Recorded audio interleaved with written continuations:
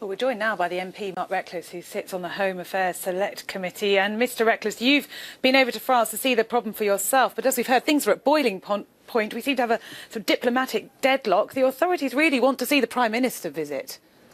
Well, I think the problem we're seeing is there's more and more people coming into Calais, yet we're protecting our border. And despite all these attempts for people to come over, the numbers in Calais are building up. And I think that's because in the south of Europe, particularly in Italy, they're almost now sort of guiding people through Italy on the way to France. And it should be the Italians who are dealing people. If they're being persecuted, if they want to apply for asylum, then they should have those human rights. That should be considered. It sounds like you agree with Labour on this. We heard from Keith Vaz and David Hanson, the immigration spokesman, yesterday on this programme. Both said they want a Europe-wide control strategy. You agree? Well, the position is still better than it was what we saw under Labour 10 or 15 years ago when there was Sangatte, when there was 100,000 asylum seekers coming through the Kent, mainly in the Kent ports every year. We're not in that situation yet, but there clearly is a build-up of people in Calais. I would appeal to the French authorities to work with us, because what would be the worst thing possible would be to allow people through, to send the message that people could come through, because then we'd see tens, perhaps hundreds of thousands more of these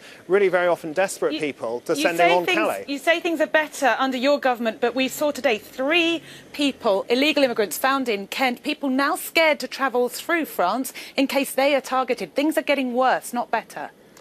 Well, things certainly over the last few months have got worse, but the numbers coming over, and particularly the number of asylum applications, are not in the situation we saw 10 or 15 years ago. But the French authorities need to work with us to ensure that people can't get through. And ideally, it's essential really to send some of these people back to their home country. They don't want to claim asylum. If they're economic migrants, then the French have to ascertain where some of them at least are from and make sure they're sent back to their home countries. And it's only that which will send the message that people can't come through and therefore actually deal with the situations and the harrowing scenes that we've been seeing today. I'm sure you know that's easier said than done, but Mark Reckless, thank you very much indeed for your time.